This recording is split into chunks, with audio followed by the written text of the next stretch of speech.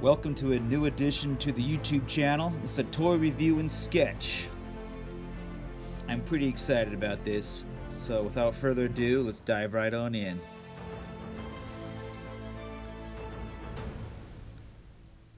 So this is a Superman action figure brought to you by DC Direct. It's a Black Adam promotional series, I guess. It's got a comic book included, so the packaging caught my eye right away and I was super jazzed. Made by one of my favorite toy production companies ever, McFarlane Toys. Let's dive on in. Let's open this up. As you can tell, I'm being very meticulous, opening the box by cutting the tape, just so we can preserve the box just in case we need it for later. Instead of just ripping into the box, you might lose pieces and stuff like that. A connoisseur of action figures knows that there's a process. A connoisseur, or maybe just a big geek, I don't know. But right away, I'm really loving what I'm seeing here. We got Superman. It's just a really elegant design, and no huge accessories. We got a comic book and what looks like a stand, and let's take a look. Yeah, this must be the stand that we use to pose Superman. I'm curious to see how that works. And oh, looks like they included a little card here. Nice. Very nice indeed. Let's open this up, see what this is about. Okay. Open. Come on. Come on. Why is it so hard to get this out? Come on. Get out of the little bag. There we go. Okay. Okay, so it's like a little bio of Superman. Very cool.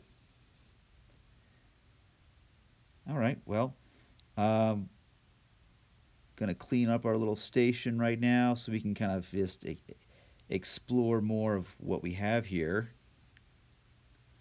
So as we dive in, I just wanted to kind of give a little bit of background here. I grew up drawing from comics, and I also collected a lot of action figures growing up, and this really influenced me as an artist. And oh, cool, I really like this. The artwork's pretty sweet. So yeah, I got a lot of inspiration from comic books, and using action figures for drawing was super helpful. It was a really quick reference to draw from different perspectives or angles, get anatomy right, and also just get general inspiration. It's just something that really tickled my imagination as a kid, and to this day, it's an excuse to buy more toys. So here I go. There's the stand. That's going to be nice. I'm going to look over here at Superman here. I love how they've captured just so much detail. McFarlane Toys, they do not skimp on detail. That's one of the things I love about them. And I have to say, over the years, their toys have become, increasingly sophisticated in terms of posability. They're clearly being made for a more mature audience, if you will. Like, they're not just for little kids. This is more for big geeks like me that, think that posing action figures is very important. So, just getting this guy out. Look at that cape. The detail is just incredible. Like how they've sculpted this thing. It's lovely. It just looks like he's just soaring through the air with his cape. If I can just get it out of the plastic. Come on. Out. There we go. Look at that. Alrighty, I can already tell that just by moving the figure that he's very well constructed. And he's got a lot of posable limbs here that I can work with to do, some really cool poses. So I'm pretty jazzed about that. We've got Some alternate hands we can swap out for later. Let me clean us up a little bit. Little plastic thingies out. There we go. Okay. Look at that. So that's what comes in the box. Pretty straightforward. And it's not like you need a whole lot with Superman. I mean, he's pretty much just perfect. Look at that. Oh, and the color scheme. You know, I'm usually a big fan of the big and bright Superman, but I really like the somber. It's more cinematic, I guess you could say, the color scheme. It's very cool. And yeah, like the posability is incredible. I mean, it kind of locks in place so you can hold poses really well. That's not easy to find with certain action figures. So yeah, this one's definitely made to hold different positions, whether he's flying or about to throw a punch. Let's try out one of these hands here.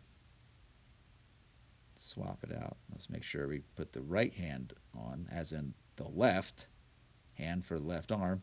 Look, he's waving. Hello, I'm Superman. Let's try the other one. Yeah, this was a really well constructed toy. I mean, they made this to be a durable, posable action figure, a great collector's item. And I'm pretty happy about it. I mean, look at that. He's totally flying right now. Sound effects not included.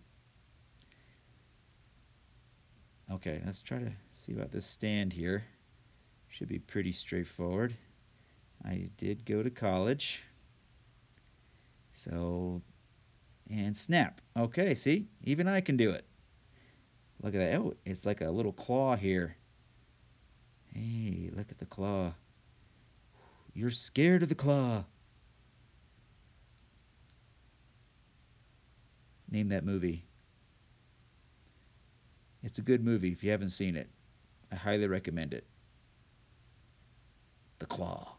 The claw works. And look, it holds him up perfectly. Look at that. Okay, let's get a closer shot here. Ta-da! Look at that. I mean, isn't that beautiful?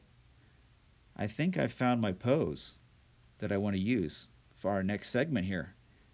Yeah, this is going to be really awesome.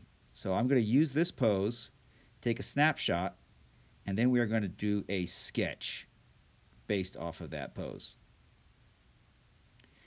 So I don't know if I'm the only guy that uses action figures for drawing, but I find them extremely useful. Just because it's not really easy to hang models from wires and stuff. This is far safer and perhaps more economical, but at any rate, it's the same principles. You're establishing your shot, and then you use your skeletal structure of the drawing, which is what I'm doing right now. I uploaded this image onto Clip Studio Paint, by the way. And now I'm just putting down the basic construction lines. So getting the pose that I want, the reference lines for his legs. You know, one's protruding forward, one's going back. You know, we have the foreshortening with the left hand being the furthest away from him or the closest to the viewer. You know, all of these things are easily captured by just a quick snapshot of posing the figure. So, yeah, it's looking really good. So at this stage, you know, this is what you might call a rough sketch or a preliminary. And it's more for your information. So you add as much reference detail as you need, just so that you know, okay, this is where the S on his chest should go.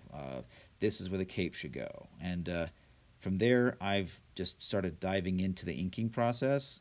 Now, different artists have different processes, but there is the option to do a penciling stage in between the rough sketch or the skeletal structure and the inking. For me, I more of the impatient type of artist. I like to just dive on in as soon as I can into the actual drawing.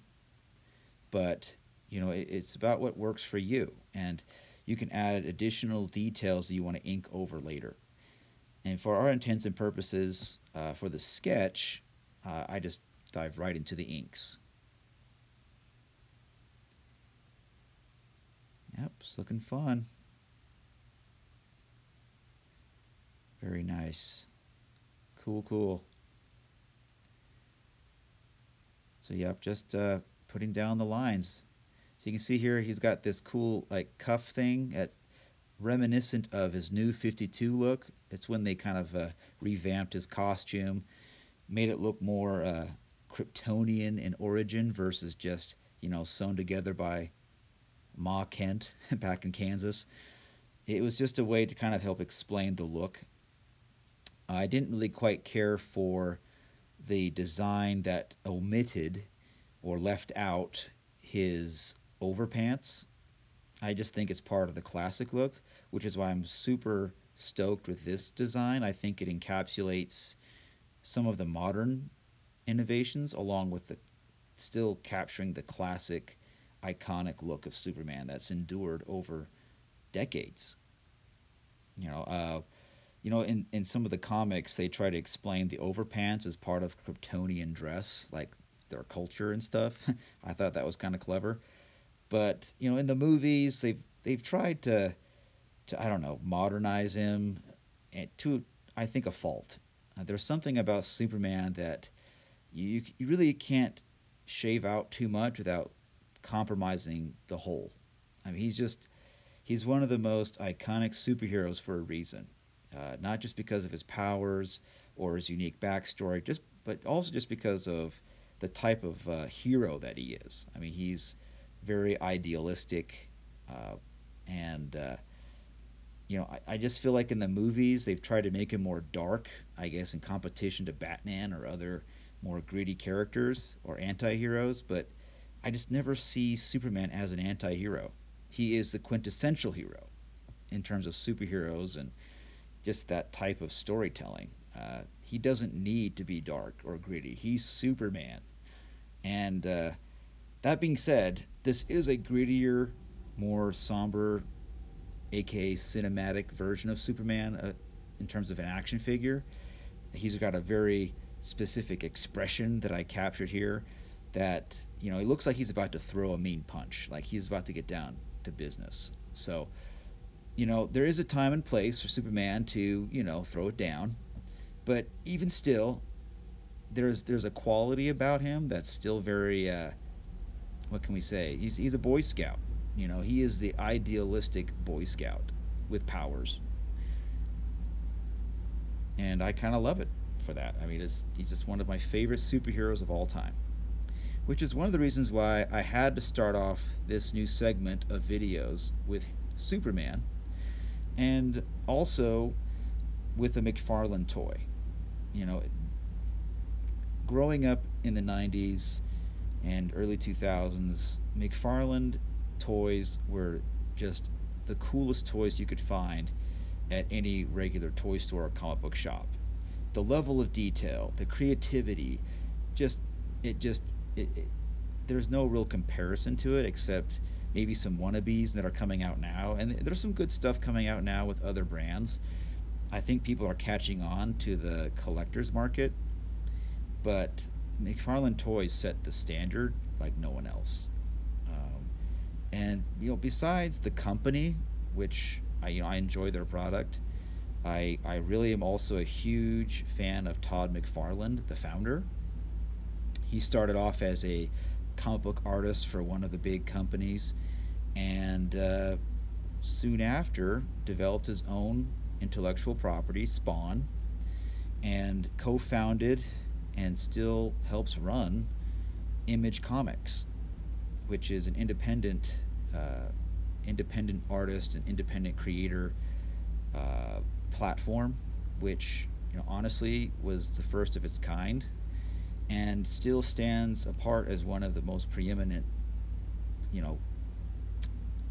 comic book or intellectual property foundries, if you will. It's, you know, some of the most interesting comics that I've read these days have the image label on it. Just it, and it's for a reason. I mean, they push the limits, they try new things, they introduce new characters, different stories, and I love it. But you know, Todd McFarlane inspired me from the days as a kid. Okay, I mean, what he did and how he innovated and how he was able to create his own toy line, and you know, it just it blew my mind as a kid. Like, oh my gosh, you can do this and that and do all these different cool things, and you're still a nerd and a geek, and you know, but you're also cool. I mean, he's my hero. I would love to meet Todd McFarlane one day. Like, he is definitely on my hero must meet list. Um, you know, I myself prefer to make my own characters. I don't do a lot of fan art. I think this exercise is nice just because it forces me to, you know, go back to some of my roots because I drew Superman and Spider Man all the time. You know, those are my reference points along with other, you know, comic book heroes and things. But, you know, I like Todd, I hope to create something new and offer something else to the world that they might consider of value. Something that can be added to the pantheon of beloved characters, but I digress. So for our drawing, we have another layer underneath the inking, and I've been basically adding these flat colors or base colors. You'll see me coloring the hair there just because it, you know, it'll make it easier just to select that color, that area by color, and then do more detail over that. You know, it's one of those little tricks that I've learned from other pros that saves time. You know, a lot of what you do in comics is about working on a deadline. You got to learn how to draw efficiently, effectively, and any time saving tips and tricks you can use, it's all fair game. So I've been also using my eyedropper tool to select colors directly from my photo reference for the colors in the drawing. So it keeps it nice and consistent. It also adds to the mood of the piece, which I find really fun. I just selected a dark blue for the hair. Uh, that's another little thing that you might notice with other artists in comics. They don't really just draw straight black hair because they've already inked it with black, most likely.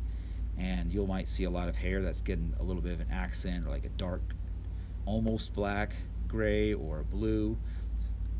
It just adds more interest and contrast. It's about basically finding what works. So, yep, repositioning Superman now. That's one of the reasons why I love digital. I can tweak things, referencing my image again, just to see how I'm going to do my shadows. That's another great benefit of using action figures for reference material. They provide really great lighting references. You can add different types of light to it. You could add two different kinds of light if you wanted that give different colors, so you can get different effects on the figure, which can be super helpful when you're trying to compose a scene or a certain drawing. Once again, this particular figure was well thought out to hold a pose, to have a great stand that allows him to appear to levitate, so it makes it super easy to draw. Now, some action figures are not that easy to pose. They don't stand up very well, or you may have to kind of, you know, jerry rig something to make it work. But in this case, I mean, it's a home run, and I'm super jazzed with it.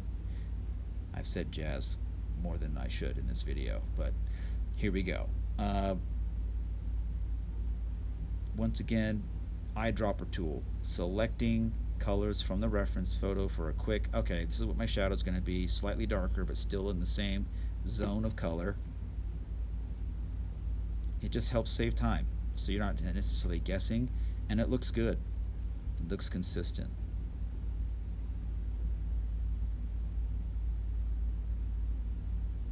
Now, you may also go, well, this is kind of like the reference, but it's still different, and that's by design. I didn't want to do a photo realistic drawing. I wanted to use the reference to create my own interpretation, and I feel like so far it's going pretty well. Don't feel like you have to nail all the details of the subject you draw. Use what's useful. Once again, use what's useful. If there's folds or contours, line choices that you feel, hey, this helps to my drawing, this helps tell my story, then use it. Otherwise, innovate, tweak it, make it work for you. Once again, the action figure or the model is a tool. You're not restricted or chained to just that tool. You can be creative. In fact, that's actually encouraged. We want to add something new to the game. Replication is not really, in my opinion, the name of the game.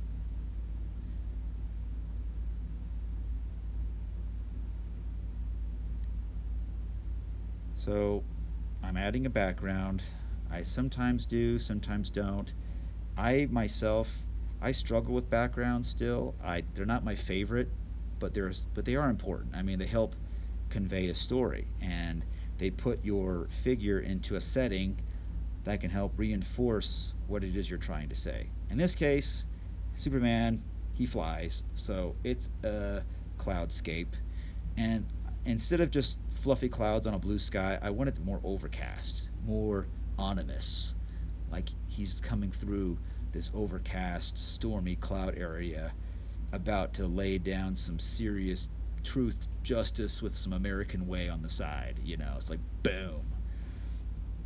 But I'm adding additional tweaks of color and layers and helping kind of just form a texture of the clouds so that it can hopefully convey the moodiness of the piece, the overall vibe. And it's a lot of back and forth, trying to experiment, seeing, okay, do I like this? Nah, pull it back. Just be careful that you don't go down that rabbit hole of tweaking things to death. It's very tempting to do in a digital medium when it's super easy to do, but at some point you just got to commit and see the drawing through and allow yourself to be surprised by the whimsy that can come through your creative muse, if that makes any sense. Just kind of go with it, see where it goes, and allow yourself to not make it all perfect. So I added a different layer here for his swoosh, and I'm bringing it down with some eraser, then I'm taking down the opacity, and there you go. It conveys, hey, he's flying from this direction. Now, it's looking pretty good. I'm enjoying it. And as you could tell, look, I don't really need the figure anymore. Right? I've got enough. I was thinking of giving him red eyes, like he's about to shoot some lasers, but no heat vision today, folks. That's a little too grim. Yep, looking at the pose there, it's like, okay, I like my interpretation. I like where this was going. I just added some additional mixing of color on the color layer just to help blend and help mesh the foreground with the background. And yeah, I think we've got ourselves a pretty successful drawing. Nice. So here's the before and after. And thanks so much for watching. Please like and subscribe, and we'll see you next time, guys.